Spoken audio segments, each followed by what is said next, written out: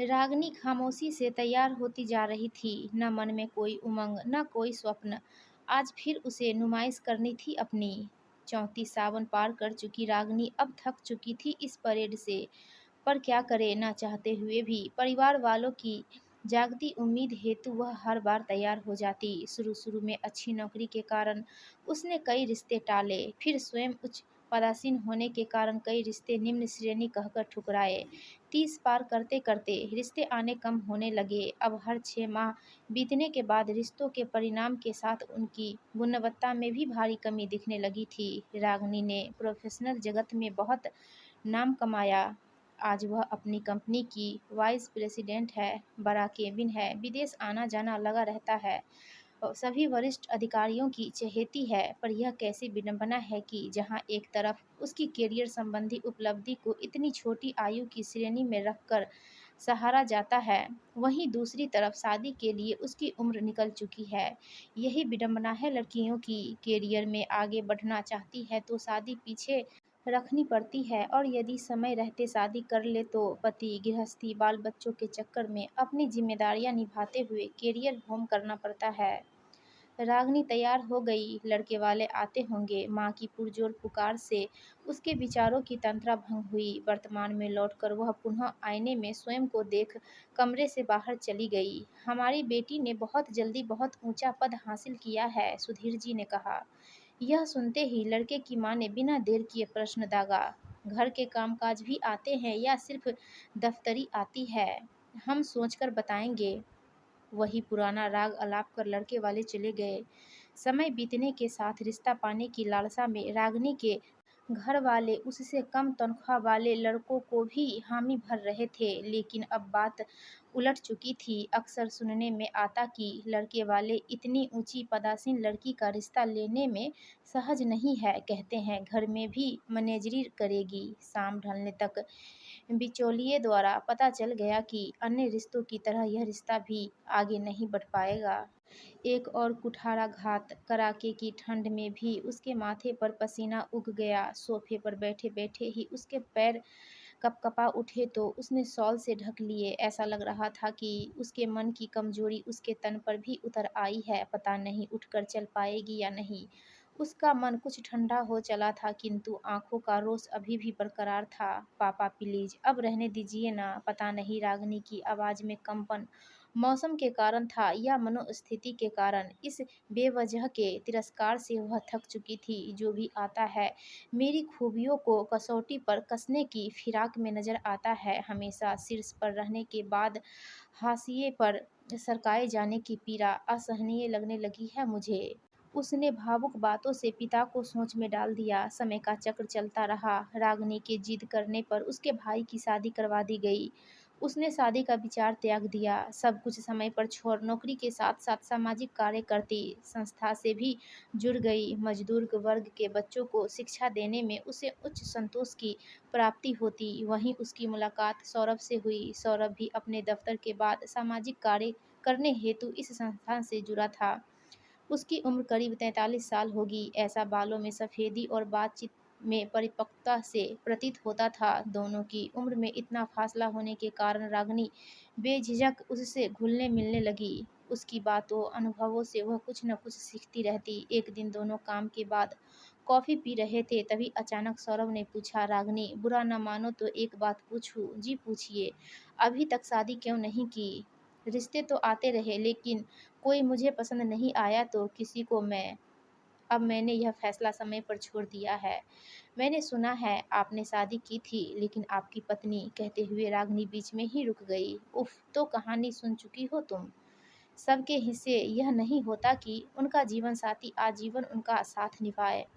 फिर कुछ पल की खामोशी के बाद सौरभ बोले, मैंने सबसे झूठ कह रखा है कि मेरी पत्नी की मृत्यु हो गई। दरअसल वह मुझे छोड़कर चली गई। उसे जिन सुख सुविधाओं की तलाश थी, वे मैं उसे 30 वर्ष की आयु में नहीं दे सकता था। एक दिन मैं दूसरी कंपनी में प्रोजेक्ट देकर जल्दी फ्री हो गया और सीधा अपने घर आ गया। अचानक घर लौटने पर मैं अपने घर के बाहर अपने बॉस की कार को खड़ा पाया। मैं अचरज में आ गया। फिर बॉस मेरे घर क्यों आए होंगे? फटाफट घंटी बजाकर मैं पत्नी की प्रतीक्षा करने लगा। दरवाज़ा खोलने में उसे काफ़ी समय लगा। 3 बार घंटी बजाने पर वह आई। मुझे देखते ही वह अकचका गई और उल्टे पाँव कमरे में दौड़ी। इस अप्रत्याशित व्यवहार के कारण मैं भी उसके पीछे-पीछे कमरे में गया तो पाया कि मेरा बॉस मेरे बिस्तर पर शर्ट पहने सौरभ का गला भर गया। कुछ क्षण वह चुप नीचे सर किए बैठा रहा, फिर आगे बोला, पिछले 6 महीनों से मेरी पत्नी और मेरे बॉस का अफेयर चल रहा था। मुझसे तलाक लेने के बाद उसने मेरे बॉस से शादी कर ली। रागिनी ने सौरभ के कंधे पर हाथ रख सांत्वना दी। एक बात पूछूं, आपने मुझे ये सब बातें क्यों बताई? कुछ न बोल सौरभ चुपचाप रागिनी को देखता रहा। आज उसकी नज़रों में एक अजीब सा आकर्षण था, एक खिंचाव था जिसने रागिनी को अपनी नज़रें झुकाने पर विवश कर दिया। फिर बात को सहज बनाने हेतु वह बोली, सौरभ जी, इतने सालों में आपने पुनः विवाह क्यों नहीं किया? तुम्हारे जैसी कोई मिली ही नहीं। यह सुनते ही रागिनी अकचकाकर खड़ी हो गई। ऐसा नहीं था कि उसे सौरभ के प्रति कोई आकर्षण नहीं था, ऐसी बात शायद उसका मन सौरभ से सुनना भी चाहता था, पर यूं अचानक सौरभ के मुंह से ऐसी बातें सुनने की अपेक्षा नहीं थी। खैर, मन की बात कब तक छिप सकती है भला। दोनों की नज़रों ने एक दूसरे को न्योता दे दिया था।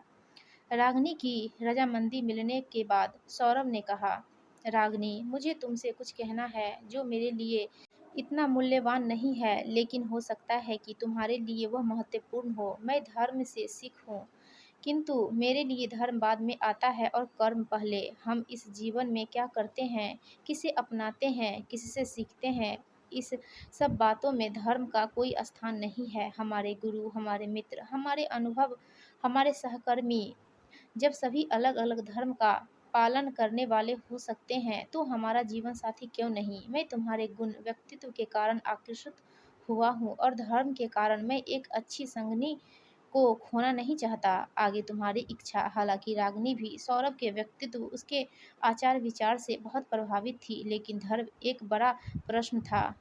वह सौरभ को खोना नहीं चाहती थी, खासकर यह जानने के बाद कि वह भी उसे पसंद करता है।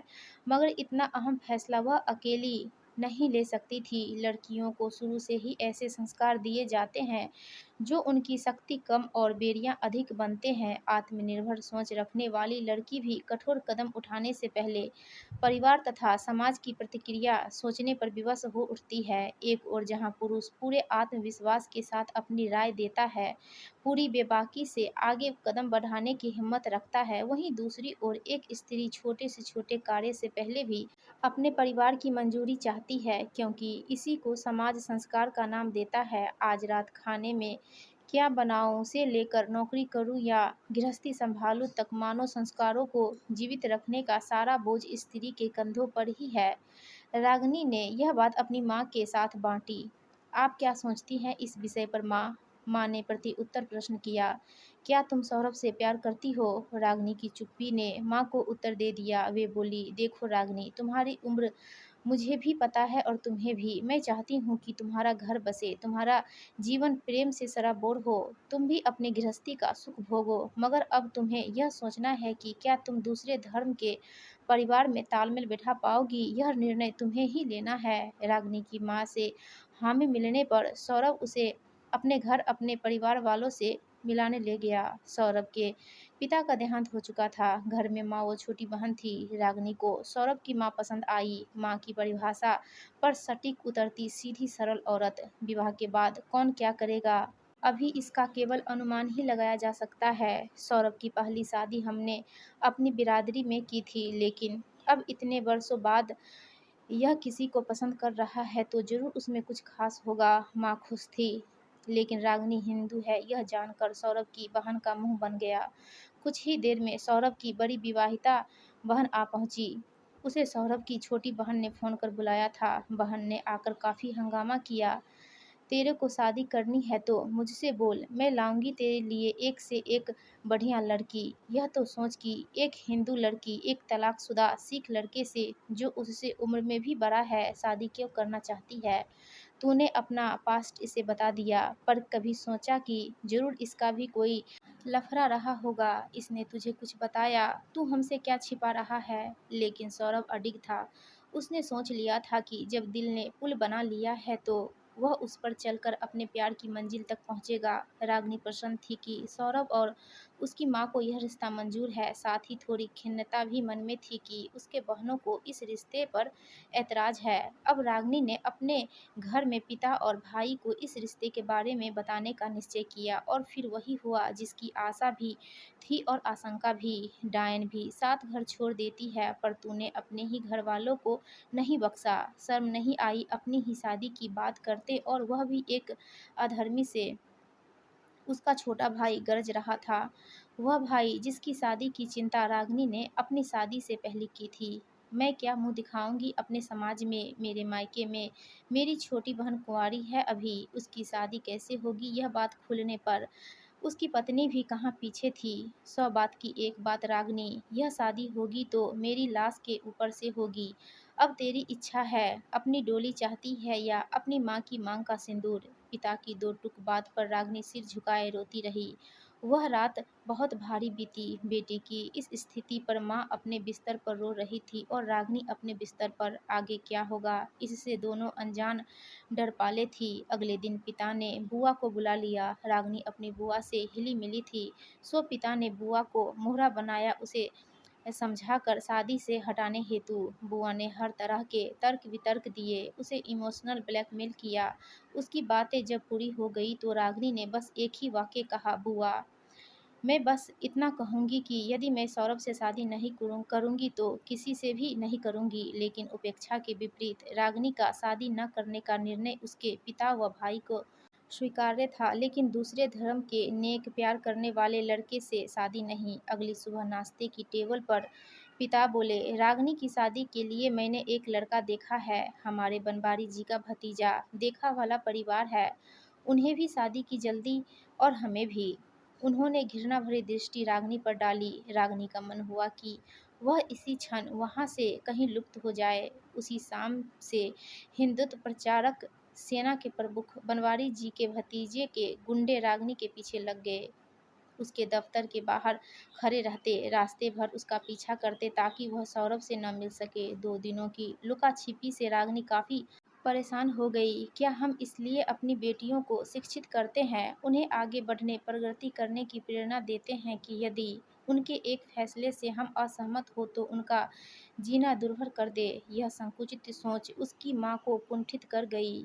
उनके मन में फांस सी उठी। क्या लड़की समाज के लिए अपनी खुशियों का, अपने जीवन का बलिदान दे दे तो महान तथा संस्कारी, और यदि अपनी खुशी के लिए अपने ही परिवार से कुछ मांगे तो निर्लज? परिवार का अर्थ ही क्या रह गया यदि वह अपने बच्चों की तकलीफ, उनका भला ना देख सके? रात के भोजन पर रागिनी के मन पर छाए चिंताओं के बादल से या तो वह स्वयं परिचित थी या उसकी माँ। अन्य सदस्य बेखबर थे, वे तो समस्या का हल खोज लेने पर भोजन का रोज की भांति स्वाद उठा रहे थे, हंसी मजाक से माहौल हल्का बनाए हुए थे। अचानक माँ ने अपना निर्णय सुना दिया, रागिनी तुम मन में कोई चिंता न रख, तू आज तक बहुत अच्छी बेटी, बहुत अच्छी बहन बनकर रही, अब हमारी बारी है। आज यदि तुम्हें कोई ऐसा मिला है जिससे तुम्हारा मन मिलता है तो हम तुम्हारी खुशी में रोड़े नहीं अटकाएंगे।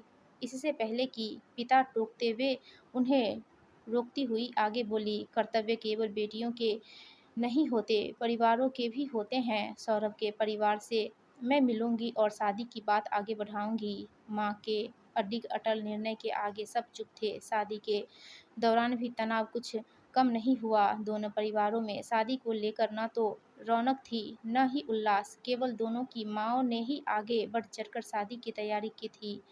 बेचारे दूल्हा दुल्हन दोनों डरे थे कि शादी में कोई विघ्न न आ जाए। शादी हो गई तब भी रागिनी थोड़ी दुखी थी। बोली, कितना अच्छा होता यदि हमारे परिवार वाले भी सहर्ष हमें आशीर्वाद देते। मगर सौरभ की बात ने उसकी सारी शंका दूर कर दी। बोला, कई बार हमें चुनना होता है कि हम किसे प्यार करते हैं। हम दोनों ने जिसे प्यार किया उसे चुन लिया। यदि वे हमें प्यार करते होंगे, हमारी खुशी में खुश होंगे तो हमें चुन लेंगे। अब मन में बिना कोई दुविधा लिए दोनों की आंखों में सुनहरे भविष्य के उज्जवल सपने थे। दोस्तों, आपको ये कहानी अच्छी लगी हो तो प्लीज़ हमारी वीडियो को लाइक कीजिए और चैनल को सब्सक्राइब